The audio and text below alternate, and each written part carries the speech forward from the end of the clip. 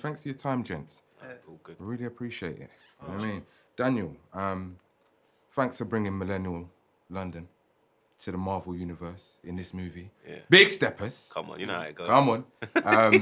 My brother, talk about the scripting because it was on point. That was one of the things that most impressed me from this. Oh yeah, bro. Like, it was. They were just open to like. They wanted to be real. I think like Kemp had spent some time. You know, the play One Night in Miami. Mm-hmm. He wrote that. He spent some time in London. Then I played with Don Martin. He's just like, yo, he was like a black British guy. He was just like, it was amazing. He said, Daniel, bring that, do that, whatever's real. I was like, you sure? He said, yeah. I was like, some words you may not understand like that. But he's like, nah, just we'll make. But it shows that their obsession with authenticity and detail. Like no matter what world they're in, they're like, what's the real in that world? And they kind of just like, Daniel, just say it. What would you say? In a real, what would you say from London? So that's what I really wanted is like the character to feel like real London, connect with it, but also there's a bit of like Cockney rhyming slang, there's a bit of punk in there, and there's like that melting pot that, you know what I mean, London is. I love the way you conflated, you know, that whole intelligent with the anti-establishment, with the roadman. It was something that hadn't been seen before, especially in this context. So I appreciate you for bringing that. A little bit of context on the backstory for Spider-Punk, as succinctly as you can, because we ain't got all day, but it's a bit hazy, so help people anchor the story a little bit. Basically, he's from like a new London, which is a mixture of New York, but it's like a new London, and he's from like a really oppressive place where if you're a hero, you're a punk person. Do you know what I mean? And so it's kind of like George Orwell, 1984, like hyper oppression, hyper surveillance, and he just comes from that reality.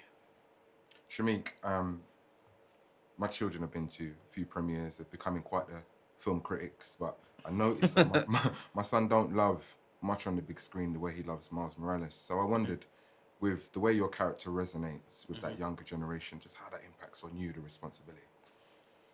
I'm thinking about how I'm wearing my mask as Shameik Moore, you know, in reality.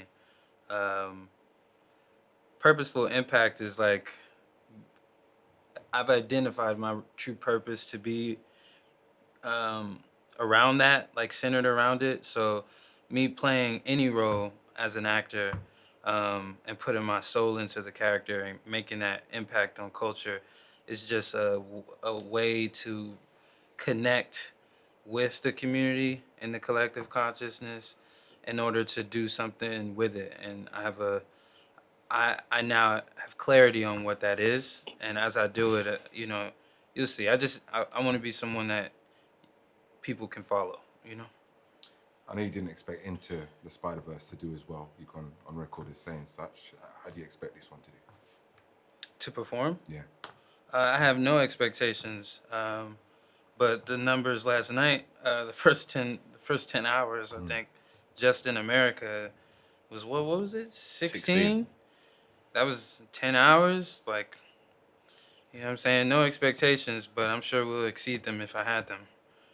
Without spoiling them, what was the most enjoyable part of the whole process for you? I know it's a couple of years, right? So. Well, this part, it coming out. Right. You know, ask me in a week and I'll really give it to you. Like this part is the best part, the most enjoyable part. You know, the work is like, I get to do something I love every day of my life. You know what I'm saying? It's like, I have fun for work, really. I get to express myself creatively for work. And it's also normal now. You know what I'm saying? My guy here, you know what I'm saying? Look, how many, it's like back to back. Like we, some blessed young brothers right here, you know, two different parts of the world that's able to come together on a culturally global, impactful project. 100%. You know, like that's the type of like, this is that it's in us, not on us energy, you know? Okay. So, yeah, like, yeah. What about you, Daniel? Most enjoyable part?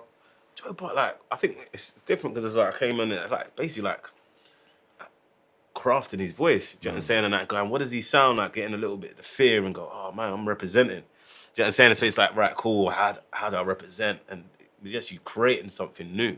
I mean, it's a new version of what is from the comics, the Spider-Punk comics. So it's that kind of, I love that working with Kemp and Chris and Phil and going, all right, cool, what about this line? What about that line? And actually going, oh no, that is too far.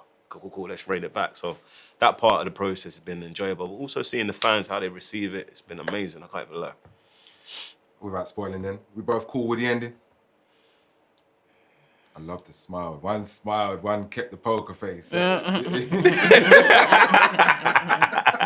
love that. You know what I love most about this movie? It's come at a time when I think the world is, the whole notion of globalization and just like pulling the world together is being disrupted.